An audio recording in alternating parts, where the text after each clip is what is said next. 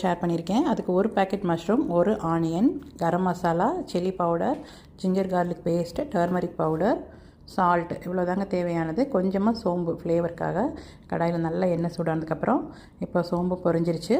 Onion சேர்த்துக்கோங்க, பொடியாக நறுக்கி சேர்த்துக்கோங்க. நல்லா வதங்கட்டும், 2 நிமிஷம் டைம் கொடுங்க. அதுக்கப்புறம் ஜிஞ்சர் கார்லிக் பேஸ்ட் சேர்த்துக்கோங்க.